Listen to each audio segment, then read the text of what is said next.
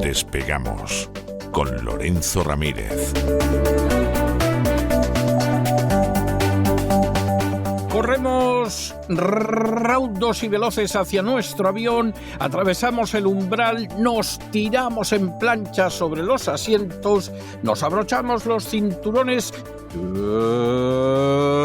despegamos y nos vamos elevando por los aires hasta alcanzar nuestra altura y nuestra velocidad de crucero. A mi lado, don Lorenzo, por amor de Dios, pero ¿qué hace usted con esa bandera de Ucrania tan chuchurrías y casi parece papel de váter usado? Pero, ¿qué está pasando en Ucrania en estos momentos?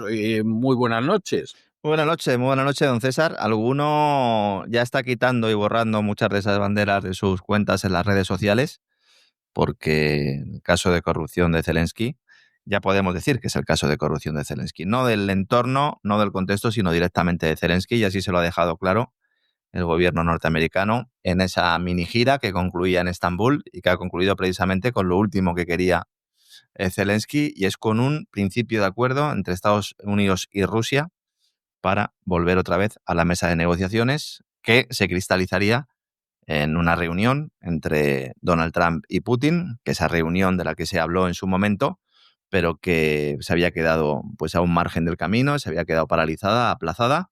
Ayer, prácticamente al terminar el programa nosotros, varios medios internacionales anunciaron la elaboración por parte de Estados Unidos, es decir, a iniciativa norteamericana, recogiendo el guante que le había lanzado el Kremlin. El Kremlin le dijo, y le hemos explicado aquí, ¿no? Le dijo, mira, nosotros llegamos a un acuerdo ya en Alaska sobre las condiciones de ese alto el fuego, y si las quieres mantener, perfecto, y si quieres que hablemos de otras cuestiones o quieres modificarlo, pues dime qué es exactamente lo que quieres. Bueno, pues Estados Unidos ha elaborado un nuevo plan para la resolución del conflicto, vamos a denominarlo así, que supone significativas concesiones territoriales por parte de Kiev, que aceptará a Zelensky si no quiere ser la X del proceso de corrupción abierto por la Oficina Anticorrupción de su país, que ha emitido un informe que ya está en manos de las autoridades norteamericanas.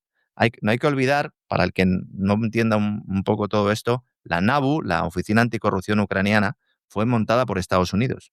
Fue creada por Estados Unidos. Entonces, hay determinados elementos dentro de la propia NABU que trabajan directamente para intereses norteamericanos. Vamos a hablar un poquito de esto. Primero empezamos con el tema del acuerdo. El acuerdo, el trato, que todavía se encontraría en fase de borrador, lo han publicado varios medios. Primero fue Axios en Estados Unidos, posteriormente Financial Times, y ahora ya pues The Economist también han hecho referencia a ello, la agencia Reuters, vamos, que ahora mismo ya Vox Populi. El plan, ha sido elaborado entre el enviado especial de la Casa Blanca, Steve Witkoff. Voy a beber un poco de agua porque me quedo sin voz, don César.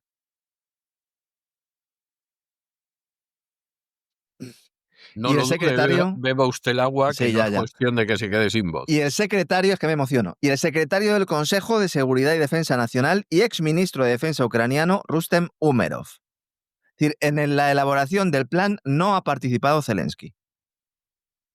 Y ha participado de forma indirecta, el gobierno ruso no lo admite, pero hay muchas evidencias de que es así, un enviado especial del Kremlin, se llama Kirill Dmitriev. El Kremlin no ha confirmado formalmente que haya habido discusiones al respecto, pero ya le digo, don César, que es que las pruebas son abrumadoras. El documento incluye 28 puntos, que se pueden resumir en los siguientes. Ucrania admite que toda la región del Donbass estará bajo control ruso, incluidas las partes de las repúblicas populares de Donetsk y Lugansk que todavía permanecen bajo el control ucraniano. Es decir, las zonas que todavía no han sido conquistadas, vamos a decirlo así, por el ejército ruso, serían conquistadas de facto porque Ucrania se tendría que retirar de ellas. Las áreas del Donbass de las que se retirarían esas tropas ucranianas pese a que pasarán a estar bajo control ruso, se van a considerar zona desmilitarizada, donde Rusia no podría mantener tropas. Esto es una de las grandes novedades aquí. Recordemos que en el Pacto de Alaska, pacto de aquella cumbre, lo que se indicaba es que hubiera una zona desmilitarizada entre la Ucrania del Este y la Ucrania del Oeste, pero empezar a contar, para que nos entendamos, a partir de esos territorios de las repúblicas del Donbass. Aquí lo que se dice es, donde están ahora, todavía donde se encuentran soldados ucranianos, en buena medida soldados que están en ratoneras y que están intentando salir y no pueden, porque están cercados por todos sitios, se permitiría que salieran y ahí, aunque fueran zonas, insisto, dentro de la República del Donetsk y Lugansk, ahí es donde se establecería la zona desmilitarizada donde Rusia no podría mantener tropas. Esto ya veremos cómo se articula, pero esto lo que anuncia es un poco lo que planteaba también Kachanowski en la entrevista, a Igor Kachanowski en la entrevista que le realizamos hace una semana. Esto implicará que va a seguir habiendo una guerra constante ahí, va a seguir habiendo enfrentamientos, porque eso de zona desmilitarizada, bueno, que venga Dios y lo vea, pero desde luego que no nos lo creemos. En las provincias de Jersón y de Zaporilla, las líneas de control actuales se mantendrían prácticamente congeladas. Eso sí, Rusia aquí devolvería algunos territorios, algo que el enviado ruso no ha aceptado y por lo tanto la prensa norteamericana nos dice que estaría sujeto a negociaciones. Otra novedad, Estados Unidos reconocería Crimea como territorio ruso legítimo y Estados Unidos reconocería el Donbass como territorio ruso legítimo, pero no se le exigirá a Kiev que lo haga. Bien. Lo cual, en principio, tiene su lógica. Bien. Tiene su lógica y lo que hace es eliminar un obstáculo que era evidente y es que Kiev pueda asumir, sea Zelensky o el que venga después, el que firme al final este acuerdo. Ahora hablaremos un poco de Zelensky. Luego, Kiev se comprometería a reducir a la mitad el tamaño de su ejército. Esto lo ha avanzado Financial Times. Y luego The Economist indica que la reducción no sería a la mitad, sino una reducción de 2,5 veces. En este caso, esto constata que se está hablando de esa reducción, aunque todavía no se haya acordado exactamente la cifra. Luego, Kiev renunciaría a varias categorías clave de armamento, entre ellas a las armas de largo alcance capaces de alcanzar el interior del territorio ruso, internacionalmente reconocido. Insisto, se incluiría Crimea en las regiones del Donbass. Y a cambio, recibiría garantías de seguridad de Estados Unidos y de Europa. ¿En qué consistirían estas garantías de seguridad? No lo sabemos. Otro punto del acuerdo, insisto, esto es la propuesta de Estados Unidos, ¿eh? No se permitirá la presencia de fuerzas armadas extranjeras en el territorio ucraniano. Que vayan hablando con Starmer y con Macron. Sí, para convencerlos Claro. de que no lo hagan, sí. ¿Quién va a proteger, quién va a escoltar las nuevas instalaciones militares de empresas alemanas que quieren poner en el oeste de Ucrania? No se sabe. ¿Qué va a pasar con esos soldados franceses que está Macron deseando enviar, que de hecho ya están sobre el terreno? Tampoco se sabe. ¿Y con todo ese dinero que se entrega a Zelensky para que compre armamento? Porque si de lo que estamos hablando es que tiene que reducir su armamento y que las categorías clave, las que cuestan más dinero, tiene que renunciar a ellas, ¿qué va a pasar con este dinero? ¿Lo va a devolver Ucrania? Ya se podrán imaginar ustedes la respuesta. Luego, Kiev otorgará a la lengua rusa el estatus de idioma estatal. Esto es un sapo. Eso es un sapo tremendo, pero además es un regalo envenenado, ¿eh? ¿Qué van a hacer los movimientos de extrema derecha que, según también indicaba Kachanowski, tienen parcialmente secuestrado al gobierno ucraniano? ¿Cómo van a otorgar a la lengua rusa el estatus de idioma estatal si se ha producido un apartheid precisamente en la última década ligado a esto? Y luego también el reconocimiento formal de la Iglesia Ortodoxa Ucraniana canónica. Bueno, o sea, la cantidad de sapos que se van a tener que tragar los nacionalistas ucranianos no es pequeña. Dicho sea de paso, yo me alegro muchísimo. Creo que se merecen eso y muchísimo más. Es que estos son los otros cristianos olvidados, porque claro, Sí, claro, sí. a estos los Sí. ha perseguido el ejército ucraniano, pero perseguido a la caza, como las cacerías estas de civiles Sí. en los Balcanes, pues aquí directamente igual. Sí. Reuters, agencia Reuters, citando dos fuentes, dicen que Estados Unidos le ha dicho a Zelensky que Ucrania tiene que aceptar el acuerdo sí o sí. The Wall Street Journal también citando a funcionarios estadounidenses, dice que Ucrania tendría que aceptar al menos durante varios años renunciar a la adhesión a la OTAN, que esto era algo que siempre Bien, ha estado en todos los acuerdos, bien. y también insiste en que Kiev no podría contar tampoco con una fuerza internacional de mantenimiento de la paz. Porque claro, la idea es, bueno, si no admito la presencia de fuerzas armadas extranjeras, puedo tener una especie de cascos azules, ¿no? No, tampoco. Le han preguntado a Peskov. Bueno, a mí Sí, personalmente me parece que el acuerdo es más que razonable para acabar ya con esa sangría de claro, es una vez que... por todas. Sí, claro, claro. Lo que pasa es que esto es como todo, como lo llevamos ya describiendo. Es decir, si hubiera aceptado Zelensky porque no le hubieran apretado los británicos ni los norteamericanos el acuerdo en el año 2022, bueno, ese acuerdo era mucho mejor, pero es que el acuerdo Hombre, firmado después en Estambul también era mejor que este. Y como yo- siga pasando tiempo, y va a como llegar un siga momento en el que ya... pasando, va a ser Claro, todavía peor. Claro, claro. ¿Qué es claro, lo que pasa cuando estás perdiendo una guerra? claro, Claro. claro, claro. Le han preguntado a Peskov, al portavoz del Kremlin, oiga, ¿y esto qué? Y entonces Peskov ha dicho, dice, no hay nada nuevo. No hay ninguna nueva condición al proceso de paz, más allá de lo que acordamos en la cumbre de Alaska. Rusia se agarra a esa cumbre de Alaska, porque claro, y esto lo ha explicado Putin muchas veces en relación con otras negociaciones con presidente de Estados Unidos. Dice, vamos a ver, ¿para qué fui yo a Alaska? Y si yo voy a Alaska, me reúno con Donald Trump, llegamos al acuerdo tal, ¿qué más hay que negociar? No, no lo entiendo. Es decir, si Trump no es capaz de mantener el compromiso, entonces díganme ustedes con quién tengo que hablar. Claro, claro, pues Y es que aquí, es de claro, sentido común.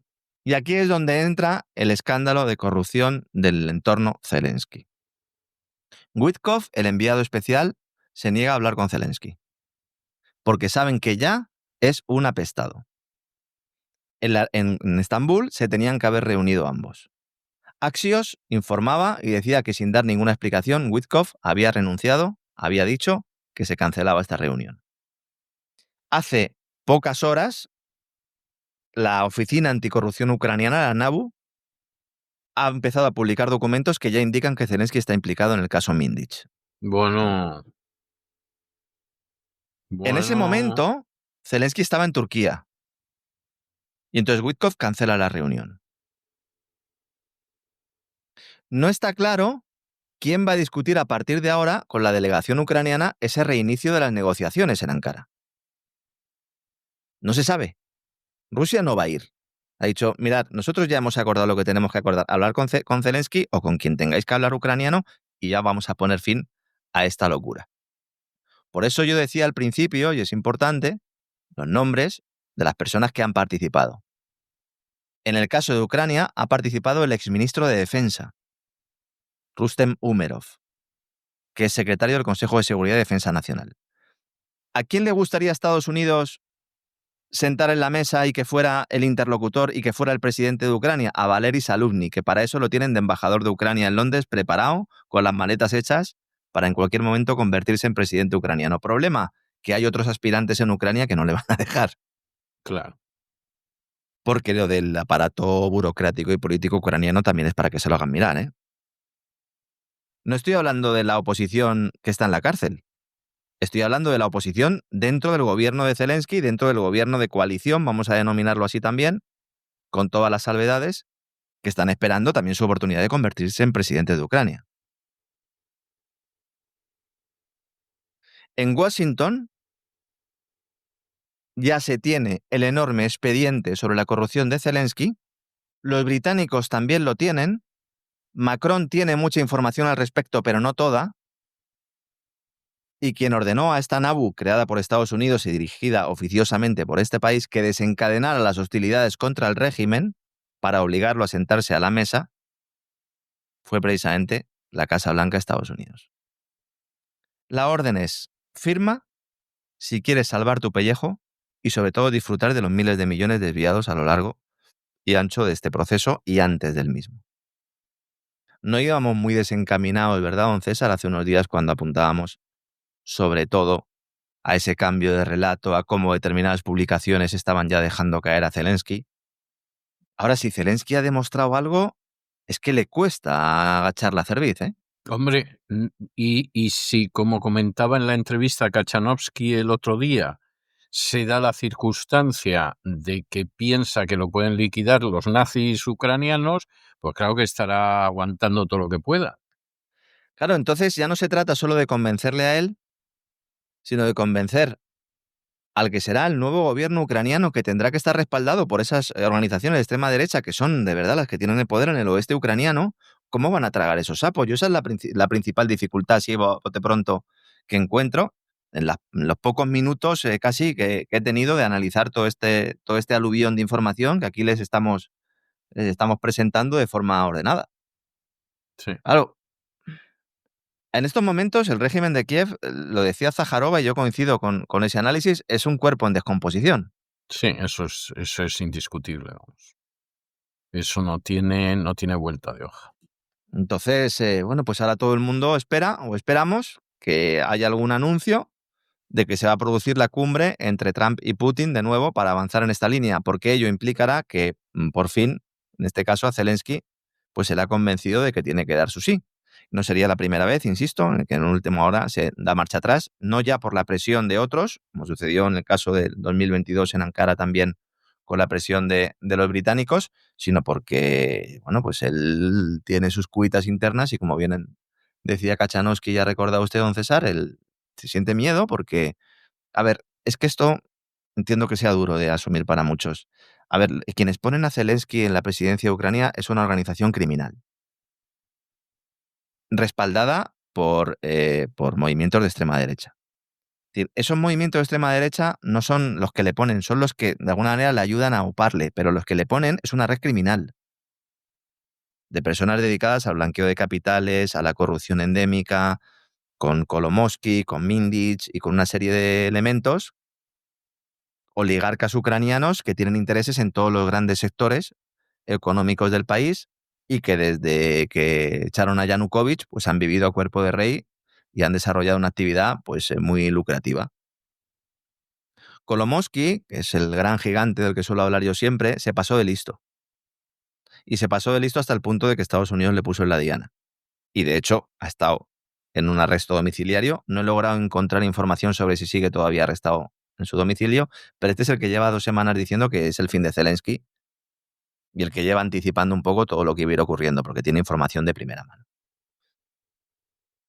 Así que veremos. Cuando se concierte esa cita, pues aquí se lo contaremos y veremos lo que va sucediendo mientras Europa, una vez más, se queda con el pie cambiado, porque claro, esto están con lo del rearme y con lo de la Tercera Guerra Mundial y todo esto. Así que veremos si realmente esto llega a buen puerto o se queda también en agua de borrajas, que ya ha ocurrido en otras ocasiones.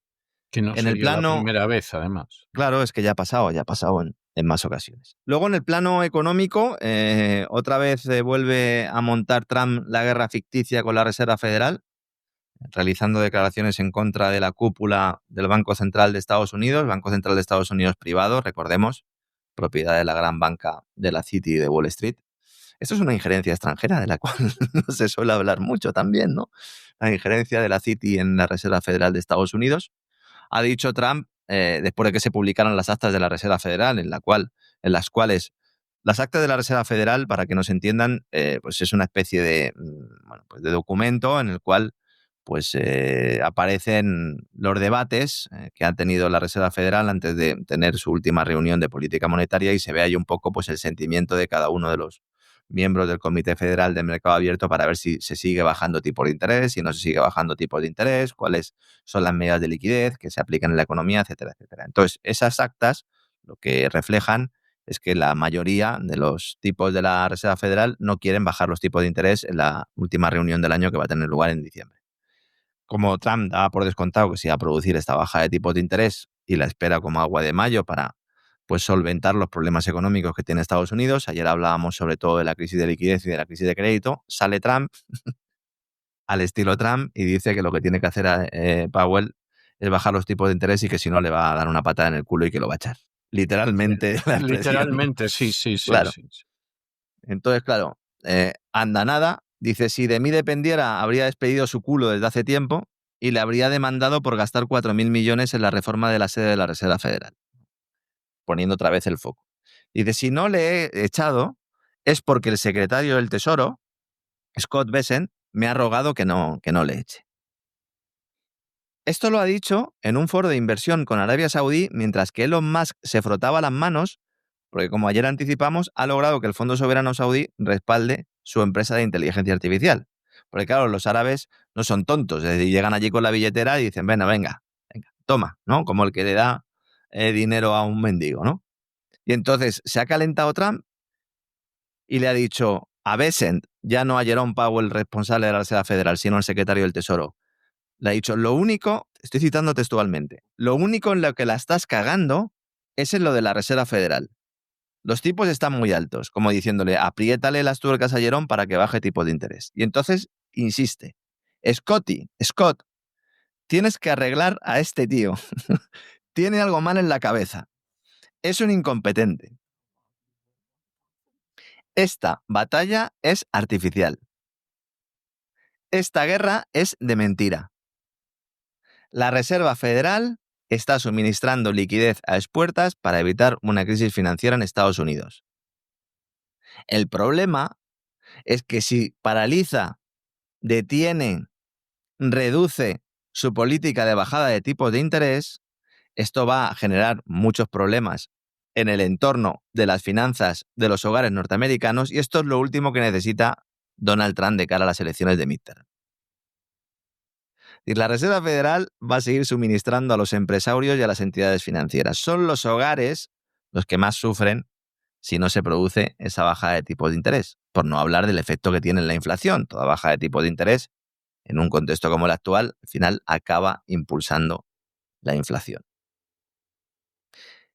¿Influye en algo que bajes o no bajes un cuarto de punto los tipos de interés en todos estos problemas que estoy planteando? Realmente poco. Es un tema más de confianza o de expectativas. ¿Qué pasa? Que Trump tiene que designar a un nuevo presidente de la Reserva Federal antes del próximo mayo y Bessent es uno de los candidatos. Él dice que no quiere, que quiere seguir al frente del Tesoro.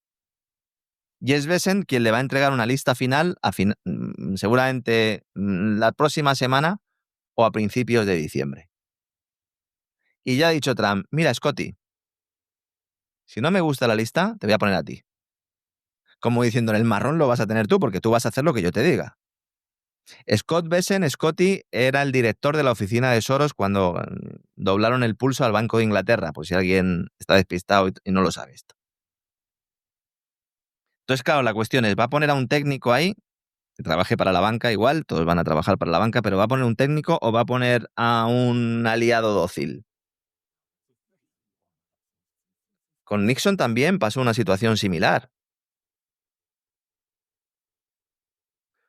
Claro, ¿cuál es la preocupación aquí? Pues los medios de desinformación masiva, sobre todo las agencias financieras, dicen, no, es que no puede ser porque si pone a un miembro que no sea técnico, entonces va a quedar en entredicho la independencia de la Reserva Federal. ¿Pero qué independencia de la Reserva Federal, señores? La Reserva Federal no es independiente. La Reserva Federal es dependiente de quienes la crearon en la isla de Jekyll. Efectivamente. Claro. ¿Que a veces coinciden sus objetivos con el gobierno de turno? Sí. En esta ocasión, ¿por qué no? Porque la Reserva Federal prefiere que esté el Partido Demócrata en la Casa Blanca. Y esta es la pelea real aquí. Es decir, si Trump, en lugar de cuestionar a Powell diciéndole que no tiene ni idea, que es un incompetente, dijera, oye, ¿tú estás trabajando otra vez para el Partido Demócrata? Que es quien te puso ahí, pues entonces llevaría toda la razón del mundo Trump. ¿Por qué no lo dice? Porque cuando lo cambie va a poner a uno republicano y entonces los otros le podrán decir lo mismo. El manejo de la política monetaria es uno de los principales problemas que nos han llevado hasta esta deudocracia global y no va a cesar. Podemos hablar de distintos ritmos, insisto, distintas graduaciones, pero la Reserva Federal va a seguir suministrando liquidez porque no le queda otra. Ahora, eso sí, ha tenido un cierto balón de oxígeno porque en medio de toda la burbuja de la inteligencia artificial, con los índices bursátiles cayendo, con las dudas, ha salido Nvidia, la gran compañía, y ha anunciado que ha ganado un 65% más en el trimestre. Dice que al calor de la fiebre de la inteligencia artificial. Yo en este caso diría que a pesar de la inteligencia artificial, porque aunque es verdad que Nvidia sí que es rentable porque ellos hacen los componentes que luego sirven a las empresas de inteligencia artificial para desarrollar sus aplicaciones, pero evidentemente Nvidia es una empresa que gana dinero. Claro que gana dinero. La empresa ha presentado resultados del tercer trimestre. Esta empresa está dirigida por un señor de Taiwán. Bueno, de Taiwán, Estados Unidos, Jensen Huang. No Juan, es Huang con H y acabado en G. Y estos han ganado 30.000 millones de dólares durante el tercer trimestre, que es un aumento del 65% respecto al mismo periodo del año pasado. Esta es la empresa que gana dinero.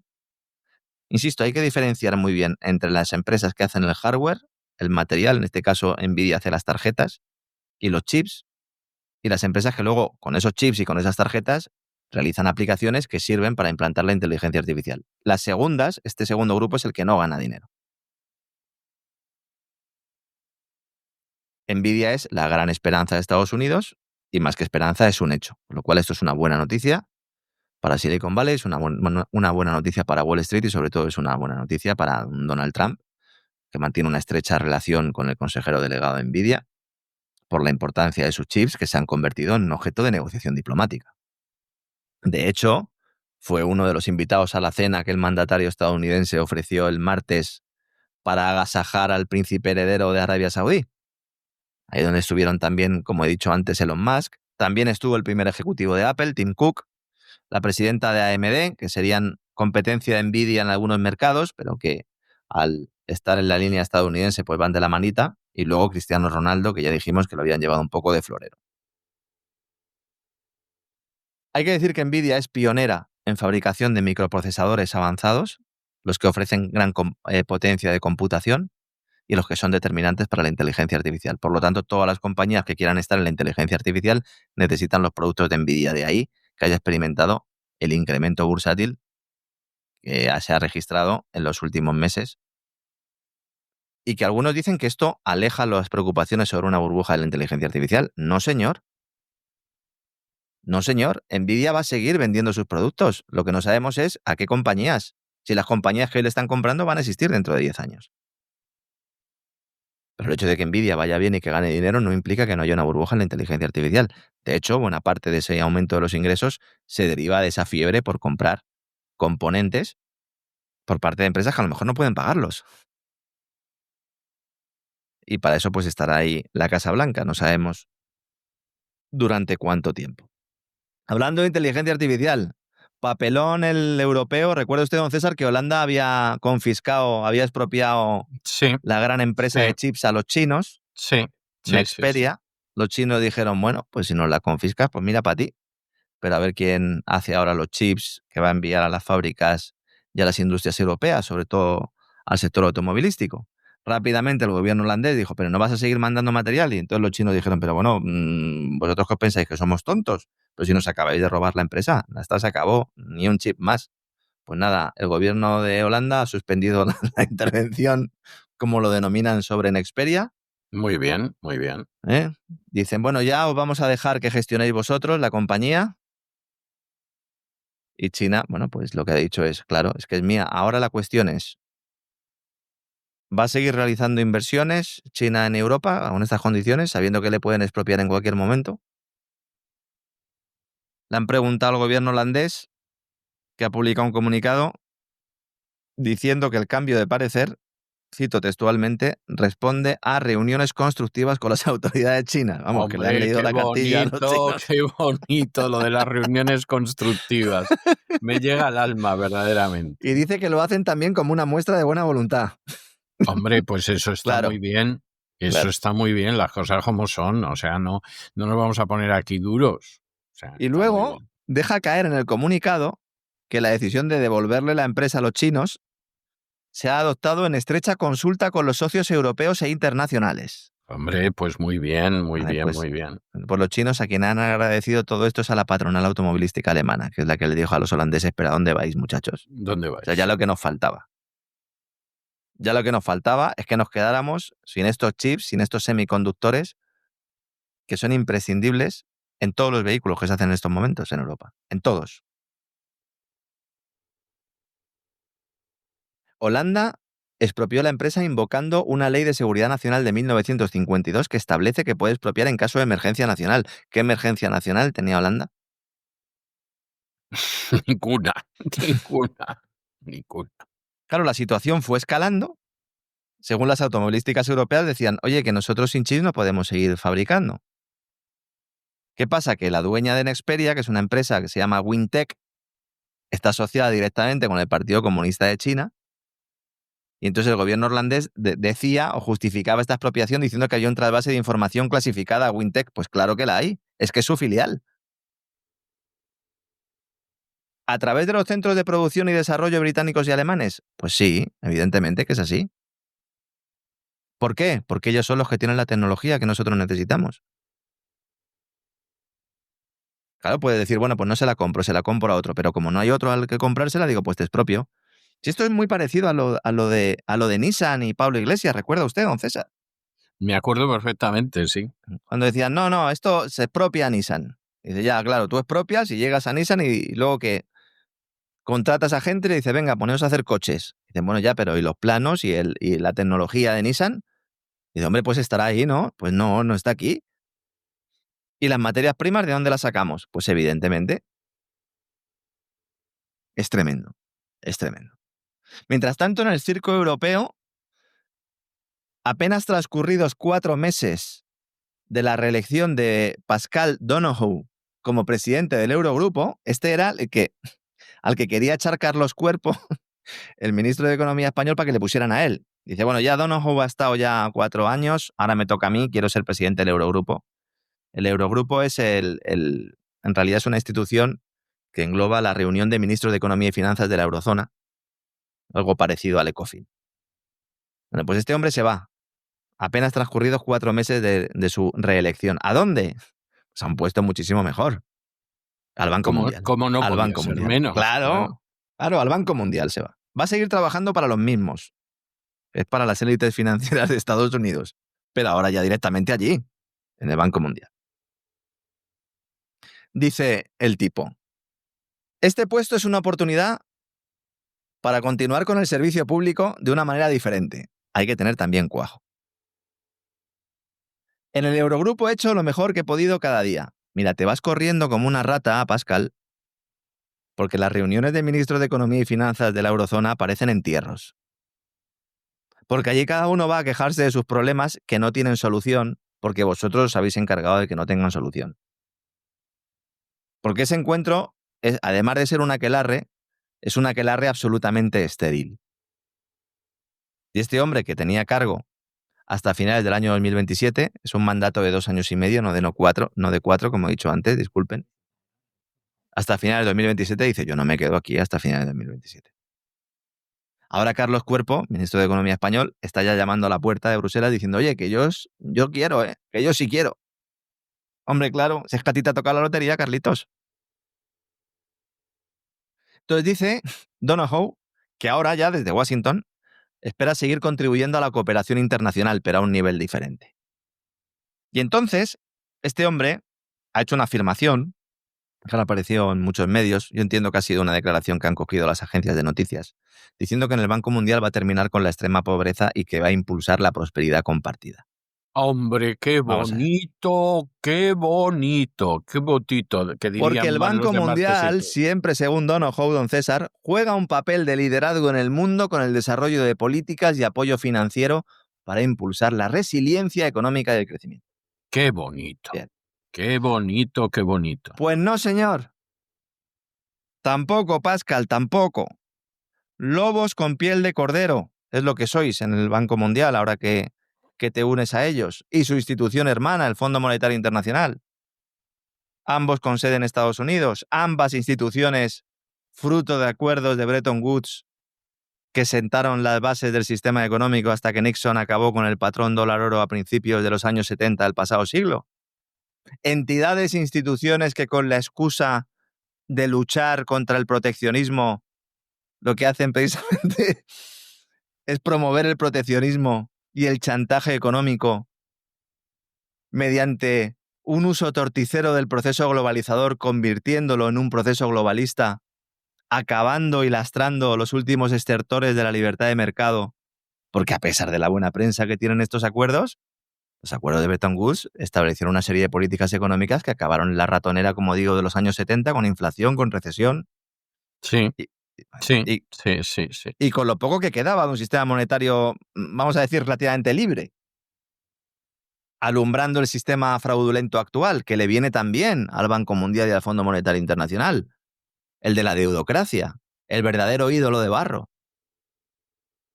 Alguno dirá, pero ¿cómo, Lorenzo? Pero si el Fondo Monetario Internacional y el Banco Mundial defienden la libertad de mercado. ¡Que no! Que no defienden la libertad de mercado, que no defienden el comercio internacional. Que son entidades públicas supranacionales cuyo presupuesto sale de las arcas públicas de los estados, dinero de los contribuyentes, que tienen aspiraciones globalistas y que ahora nos exponen la necesidad de un nuevo Bretton Woods.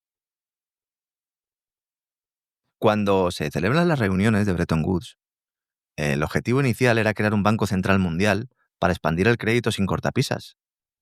Y tuvo que salir Keynes, señores, a decir, oye, ¿a dónde vais? Os estáis pasando, ¿eh? O sea, que a mí me mola esto, que a mí me gusta, pero yo creo que os estáis pasando, ¿eh? Esto al final va a traer consecuencias. Estaba también por allí Henry White, al que luego acusaron de ser colaborador de los rusos. De todas formas, vamos a ver, una cosa es Keynes y otra los keynesianos, igual que una cosa es Cristo y otra los cristianos, ¿eh? Y sin querer ofender, incluso ¡Hala! Esa está bien, ahí, haciendo amigos. Incluso si me apuran, una cosa es Marx y otra los marxistas. Sí, yo lo lamento efectivamente, porque efectivamente, vamos a ver, se puede coincidir o no se puede coincidir con la visión económica de Keynes. Yo tuve un catedrático de economía política que, aparte de darme matrícula de honor, adoraba a Keynes. Pero se puede coincidir o no se puede coincidir. Pero lo que es evidente es que muchos de sus análisis eran infinitamente más sensatos y más pegados a la realidad, de luego otra gente que ha venido y que han dicho que eran keynesianos, como cuando se decía que Zapatero era keynesiano. Zapatero era un analfabeto funcional y no ha dejado de serlo nunca, que va a ser keynesiano. O sea, esa es la realidad. Keynes, el elemento fundamental, porque siempre que se utiliza, sobre todo por gente que no lo ha leído, iba a decir economistas que no lo han leído, hay muchos economistas que no lo han leído, pero yo entiendo que haya mucha gente que no sea economista y que no haya leído nunca Keynes y no pasa nada, y cada uno, pues zapatero a tus zapatos. Dentro de la teoría keynesiana, que es la que últimamente siempre, todo lo que sucede, siempre que hay un incremento del gasto público, se dice que es una postura keynesiana. No es cierto. Keynes decía que había que aumentar el gasto público solo en tiempos de crisis. Solo. En tiempos de crisis, el gobierno debía aumentar el gasto público, debía devaluar la moneda para estimular inversión, consumo, producción, empleo, en su teoría del interés general, los espíritus animales, etcétera, etcétera. Pero él decía que cuando el país va creciendo, no puedes tener déficit presupuestario. Que si tienes crecimiento, no puedes gastar más de lo que ingresas. Efectivamente. No, pero sí es que en ese sentido, vamos a ver, yo no soy keynesiano, Ni yo tampoco. Aunque haya tenido una etapa en mi adolescencia en la que reconozco que, impulsado por don Jesús Prados Arrarte, catedrático de Economía Política de la Complutense, a mí me medio sedujo, por lo menos me atrajo Keynes. Yo no soy keynesiano, pero insisto, los análisis de Keynes son análisis que muchas veces son muy sensatos y, desde luego, infinitamente más sensatos que los de los denominados keynesianos, ¿no? Que no son nada más que intervencionistas y derrochadores del dinero público, punto. Eso no es keynesianismo. Yo suelo poner el foco en esta cuestión porque, claro, si uno dice, vamos a ver, si se plantea un escenario en el cual tú tienes crecimiento económico y tienes pleno empleo, Estados Unidos. El pleno empleo es por debajo del 5%, ¿de acuerdo?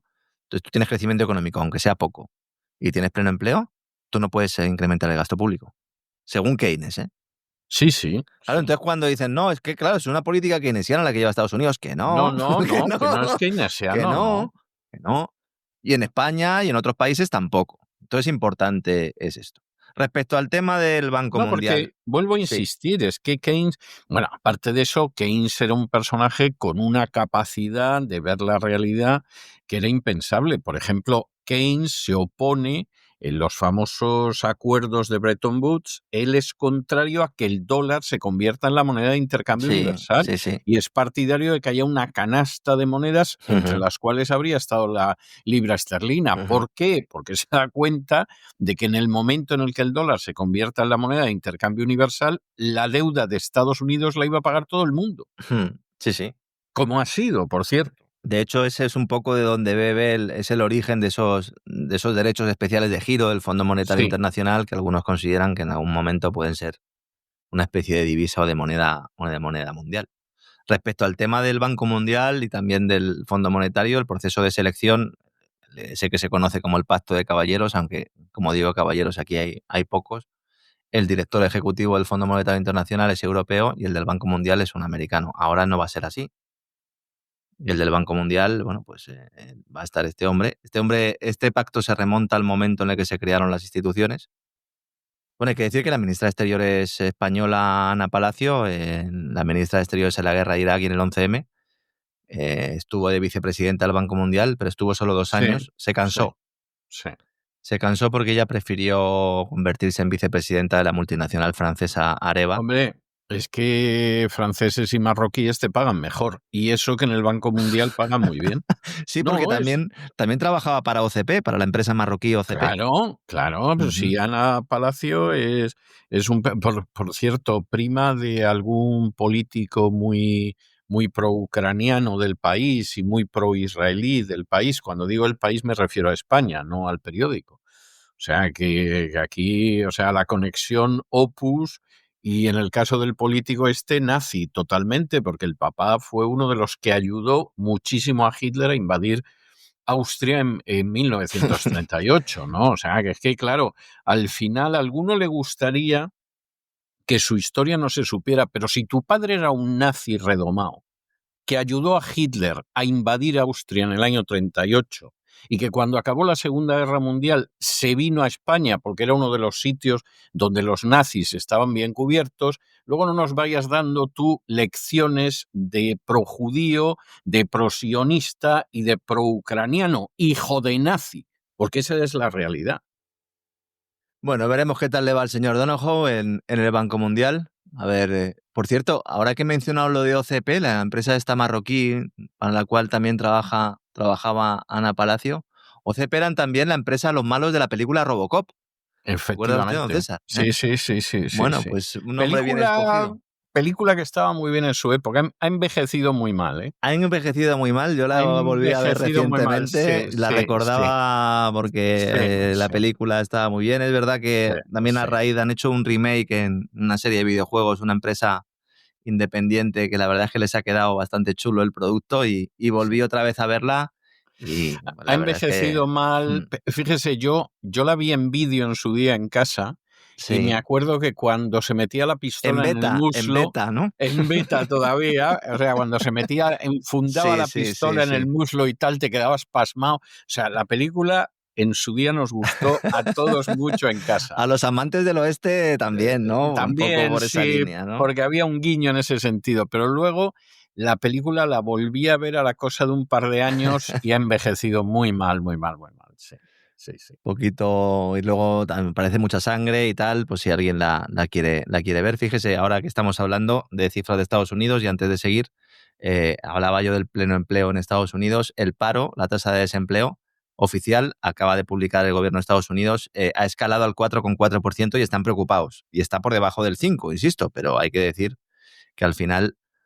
como siempre recordamos, Estados Unidos es un país muy heterogéneo y evidentemente pues la alegría va por barrios y aunque tengas una media del 4,4%, pues es evidente que el mercado laboral estadounidense no es que tenga problemas, pero sí que tiene más problemas de los que tenía hace un año y medio. Entonces el empleo de Estados Unidos, que es una tasa que se estaba esperando mucho tras el apagón de los datos a raíz del cierre gubernamental, pues ya lo tenemos. En septiembre se crearon 120.000 puestos de trabajo, aunque aún así la tasa de desempleo escaló al 4,4%.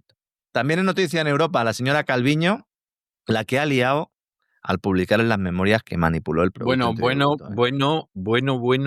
Bueno. Está preocupada porque igual le echan del Banco Europeo de Inversiones. Lo que pasa es que esta gente está tan sobrada y se considera tan absolutamente inatacable e impune que, claro, de pronto te acaba diciendo unas cosas que son tremendas. Y esta no es consciente de lo que ha dicho. Ahora está asustada porque está mirando la nómina. La nómina es de 400.000 euros al año de Nadia Calviño. Llegó allí hace 2 años con acusaciones también de haber maniobrado desde la presidencia rotatoria de la Unión Europea, cuando le tocó a España, para conseguir ese puesto en el Banco Europeo de Inversiones. Y hubo muchos socios comunitarios, vamos a poner entre comillas lo de socios, que le guardaron la matrícula. Y ahora están diciendo, oye, una señora que como ministra de Economía manipula las cifras del PIB, que presiona precisamente el Instituto Nacional de Estadística, que el Instituto Nacional de Estadística es el autor de todos los datos que luego acaban en la Oficina Estadística Europea, con lo cual lo consideran como un poco suyo las autoridades europeas. Y entonces, claro, ha empezado ya a sacar todo el mundo los cuchillos. No sería la primera vez que se echa una española del Banco Europeo de Inversiones. Madalena Álvarez tuvo que dimitir de la vicepresidencia del Banco Europeo de Inversiones en el año 2014. Todo esto porque el martes... Bueno, es que Malena de entrada nunca tendría que haber estado ahí. Maleni Álvarez. La Maleni era... Bueno. Estaba en un cargo para repartir el dinero de los demás, que es a lo que se ha dedicado básicamente toda la vida, ¿no? A lo que se ha dedicado toda la vida. Desde la Consejería de Hacienda andaluza, que era cuando ya la llamaban Mandatela. Sí. Luego, posteriormente, en el Ministerio de Fomento, un ministerio en el cual no se cobran comisiones ilegales, ¿verdad? Nunca. Y donde dijo cosas maravillosas, como que le gustaría ver a Esperanza Aguirre colgando de la catenaria del tren. Unas cosas... Con el accidente de Spanair, recuerda el accidente de Spanair, cuando le preguntaron que por qué no habían acudido antes a atender a los heridos, prácticamente a los fallecidos, y ella dijo que es que Barajas es muy grande para llegar. Es que no nos acordamos, porque claro, llevamos varios años de Pedro Sánchez y está haciendo que se olvide a mucha gente. Pero la plantilla que tenía Rodríguez Zapatero era algo... Ley de Pajín. Yo creo que era hasta peor que la de Sánchez, para ser sinceros, era peor. O sea, tenía la ministra de Incultura que tenía, a Carmen Calvo, tenía a la Maleni, a la Aido, la del flamenco, supongo que sería el flamenco y la flamenca. O sea, es que aquella Ley de Pajín... Ley de Pajín, que decía que el problema de España es que el Producto Interior Bruto era masculino y que tenía que ser femenino. Exactamente, sí. O sea, es que verdaderamente los gobiernos de Zapatero parecía que estaban creados por enemigos de España. Yo no lo descarto, o sea, es una hipótesis de trabajo, pero era algo, es que es para decir, bueno, ¿cómo puedo destrozar un país? Y es difícil diseñarlo mejor, aunque algunos no eran tontos. La prueba la tiene usted en que Pepiño nunca pasó de primero de Derecho y lleva años haciéndose de oro en comandita con gente del Partido Popular. Bueno, ya el dinero siempre le gustó. Lo de contar siempre se le dio bien, como cuando sacaba un fajo de billetes del bolsillo para dárselo a un empresario farmacéutico gallego, ¿verdad? El señor Dorribo. En una discoteca. Claro. O como cuando se reunía con algún ministro del Partido Popular, que seguramente también se llevó lo suyo, y le invitaba a cenar para preguntarle cómo se llevaban el dinero. Más que nada por aprender él, porque él hasta entonces lo más que había llevado era cafés en la sede del PSOE a la gente que mandaba. ¿Y qué me dice de Maleni cuando Madalena Álvarez, cuando nieva en Madrid y hay que detener las operaciones en el aeropuerto de Barajas, los aviones no pueden despegar ni aterrizar, y entonces le dicen, oiga, pero ¿y porque nieve cómo se pueden paralizar las operaciones? Y entonces ella dice, no, porque cuando nieva no se puede volar. Y entonces le dicen, bueno, ¿y entonces en Rusia qué hacen? Y entonces se fue a Rusia. A Rusia, y al volver, a micrófono cerrado, que pensaba ya que estaba cerrado, pero estaba abierto, en un foro en el Casino de Madrid en el cual estaba yo, confesó que lo mejor que se había traído ayer era un abrigo que se había comprado. Efectivamente. Bien. Y bueno, es que como empecemos a contar de los gobiernos de Zapatero, estamos aquí 3 horas, ¿eh? Llegamos a la semana que viene, pero recuerde usted cuando en un momento determinado en Luisiana se produce un huracán y la España que queda paralizada por 4 copos de nieve, sale el ministro del ramo ofreciendo ayuda al presidente Bush. Es que aquello fue algo... O sea, aquello fue algo que yo creo que ha habido un deseo inconsciente de los españoles de no recordarlo, porque fue tan vergonzoso que es para decir estamos gobernados por los inquilinos de un frenopático. ¿Cómo será la cosa de Zapatero? Que en las Memorias del Rey, que le he dedicado 2 editoriales y las he comentado varias veces esta semana y tal, casi pasa de puntillas por los 2 mandatos de Zapatero. Porque es que no puedes decir Claro, nada no bueno. puedes sacar nada bueno. O sea, no puedes sacar nada bueno. Caldera, en trabajo, Corbacho, bueno, insisto, podríamos estar aquí todo el día. Corbacho, otro. Claro, Si es Corbacho, que es una fauna. Corbacho que de decía verdad que en tremenda. unos meses la crisis financiera tenía que estar finiquitada, porque dinero en el Banco Central Europeo hay. Otra afirmación.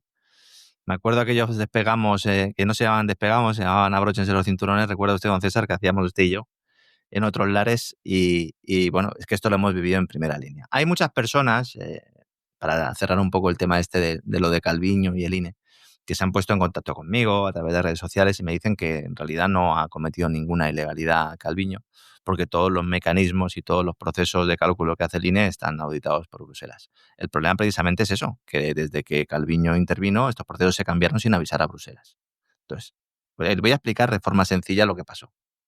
El martes 21 de septiembre del año 2021, Calviño presenta el cuadro macroeconómico. Esto cuando teníamos presupuestos en España, ahora no tenemos los mismos de siempre. Pero cuando los teníamos, tú presentas un cuadro en el cual pues estimas qué déficit vas a tener, cuánto vas a gastar, cuánto vas a ingresar, etcétera, etcétera. 2 días después de presentar este cuadro, a bombo y platillo, el Instituto Nacional de Estadística manda a la papelera todos los cálculos que había hecho Calviño.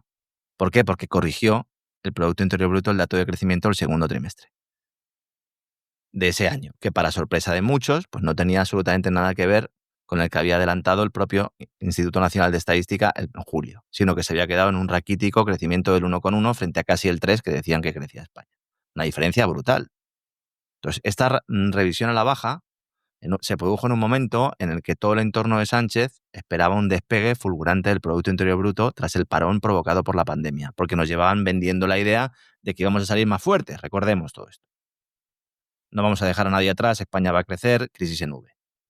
En aquel momento, Calviño pasa una de las peores semanas de su vida porque esa decisión de intervenir no la hace sola. Porque Sánchez le pega una bronca de 3 pares de narices.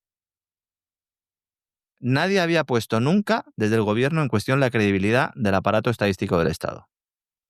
Y entonces Sánchez, fuera de sí, dice que el INE le dice a Calviño, esto lo contaba Jesús Cacho con todo lujo de detalles hace un par de semanas, Sánchez le dice a Calviño que el INE está lleno de fachas, que están boicoteando la política económica del gobierno y que a conciencia están manipulando las cifras de crecimiento. Y ahí empieza una caza de brujas que termina en junio del año 2022 con la salida del presidente del INE, que se va media hora antes de que Calviño lo echara, meten en la nevera a la directora de Cuentas Nacionales, María Antonia Martínez Luengo, la encargada de elaborar el dato de Producto Interior Bruto, que no hay ninguna cocina aquí, es decir, le dan los datos del Estado y ella elabora el PIB. Calviño le llama inútil, la manda a Eurostat precisamente a la Oficina Estadística Europea, dice, fíjate lo inútil que eres que te mando Eurostat y en Eurostat te reciben con los brazos abiertos. Eurostat es la Oficina Estadística Comunitaria. Hombre, algún sitio la tenía que mandar. Claro. Y no cabe la menor duda de que la preparación profesional que tenía, la experiencia que tenía, era para acabar en Eurostat. Y entonces pone al frente del INE a una señora que se llama Elena Manzanera, que es una andaluza titulada en Económicas por la Universidad de Sevilla, que ha hecho toda su carrera de la mano de María Jesús Montero. Y dice, bueno, ¿esta qué es? ¿Del PSOE, del PSOE, del PSOE? Del PSOE y del PP, porque Juanma Moreno del PP la puso al frente del Instituto de Estadística de Andalucía, a propuesta de Ciudadanos, señores. Bueno, pero es que el nocilla es lo que es, o sea que no. Y ahora viene la gran cuestión, que todo el mundo se pregunta, bueno, ¿y entonces por qué nadie ha confesado ahora esto? Porque esta gente se considera por encima del bien y del mal. Es que Nadia Calviño, bueno, a Nadia Calviño le llamaban Nadia Nepote, por el nepotismo. Es que colocó a su marido en Patrimonio Nacional, con un cargo específicamente creado para él. La presidenta de Patrimonio era su íntima amiga Ana de la Cueva. Número 2, que fue de la propia Calviño en Economía.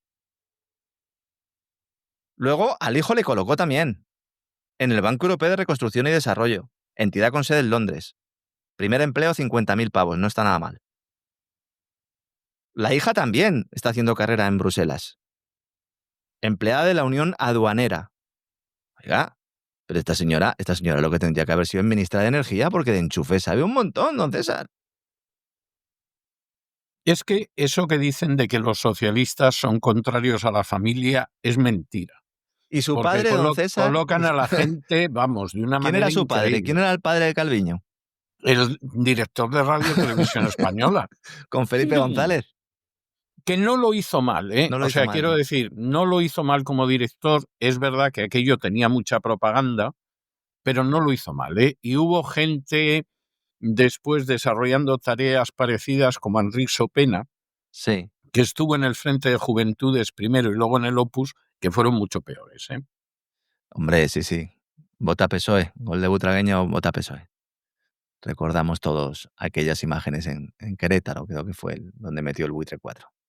Y mientras tanto, ¿qué sucede en la economía española? Pues la deuda sigue subiendo, más de 1,7 billones según el procedimiento de déficit excesivo, es decir, según los cálculos de Bruselas que eximen lo que se deben las administraciones públicas entre sí. Es decir, cada préstamo que le hace el Ministerio de Trabajo a la Seguridad Social no entra aquí. Elevas el gasto sin tener presupuestos, 100.000 millones de euros de gasto más desde que está Sánchez. Aumentan las subvenciones de administraciones públicas, central, autonómica y ayuntamientos un 11% en el último año sin tener presupuestos. Es tremendo. La administración adjudica a dedo casi 8.000 millones de euros en 15.000 contratos opacos en lo que va de año. Contratos inferiores a la cantidad que necesitas para que no se otorgue a dedo. Por debajo de 40.000 euros, contrato menor.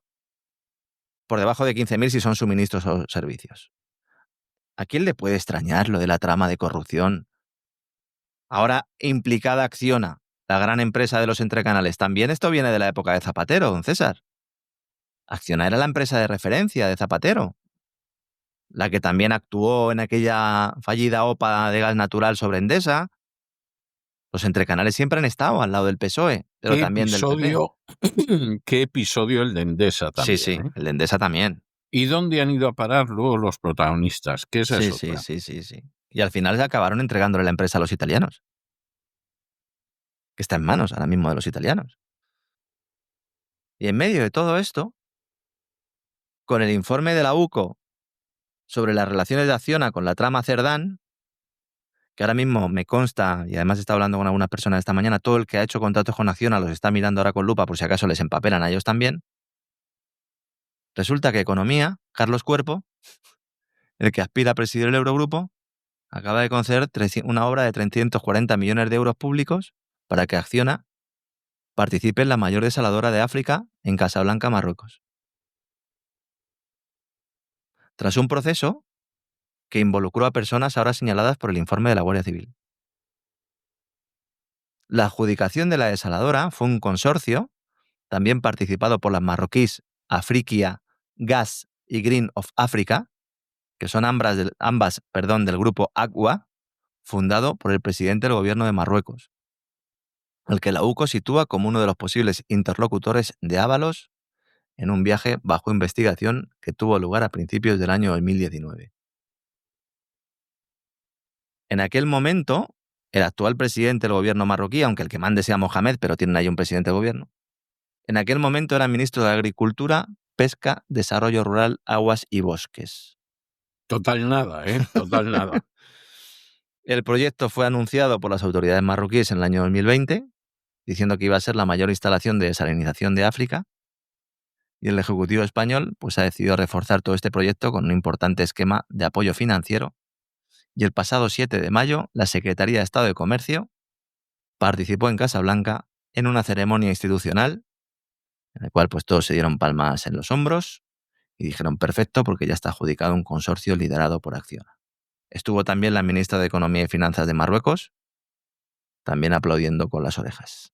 En las últimas horas, en el Ministerio de Economía están buscando un montón de papeles porque temen que la trama de Koldo, Ábalos, Cerdán y compañía haya desempeñado un papel fundamental que dicen ellos que al ministerio les habría pasado desapercibido.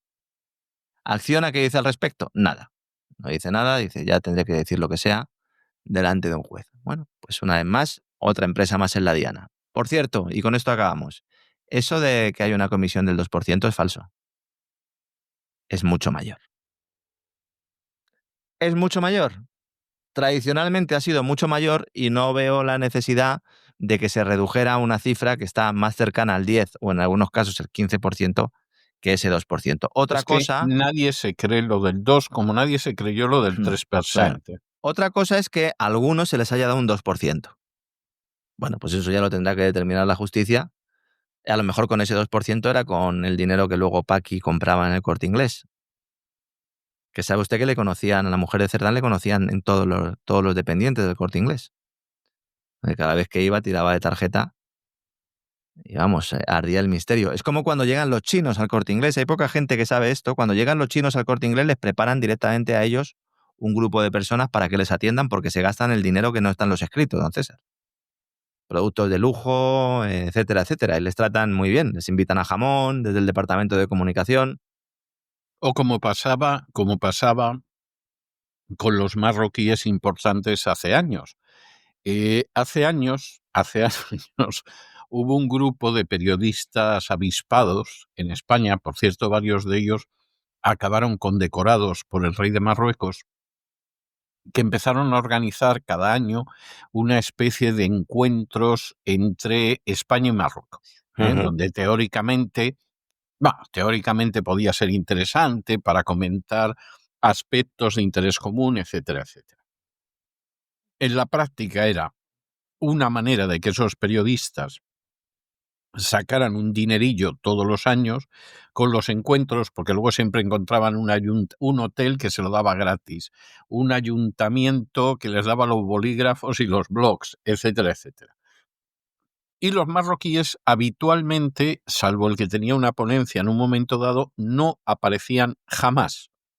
Y se les veía continuamente a todas horas entrar en el hotel cargados de bolsas del Corte Inglés. Es decir, los marroquíes venían fundamentalmente sabiendo que ayudaban a ciertos periodistas a llenarse los bolsillos, pues venían a hacer turismo de Corte Inglés. O sea, los marroquíes tenían las cosas más claras que la Cosas que pasan, que diría Donald Trump. Cosas que pasan, y por cierto, tengo que decir que información jugosísima y abundante al respecto me la dio Alberto Míguez, que en paz descanse, porque el primer año, creyéndose ingenuamente que efectivamente iba a ser un foro internacional de interés, pues fue, y creo que el segundo o tercer año no repitió, porque lo único que había visto era moros llegando al hotel cargados de bolsas del Corte Inglés. Pero alguno de los organizadores después lo condecoró el rey de Marruecos. Supongo que por facilitar la compra de productos españoles a sus leales súbditos. Digo yo.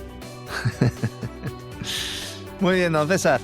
Intensito también el programa de hoy, ¿eh? Muy intenso, como suele ser habitual en usted. Sí. Me quedaba sin voz al principio, pero cuando me recupero ya no paro, ¿eh? No le dejo ni meter baza. Sí. Luego nos vamos arriba y vamos, ya para qué queremos más, ¿no? O sea que así es. Bueno, don Lorenzo, un abrazo muy fuerte y nos encontramos mañana para ese despegamos del viernes en el que cuenta usted de que va a ir el gran residuo. Estupendo, fuerte abrazo, don César. Muy buenas noches, hasta mañana. Hasta mañana.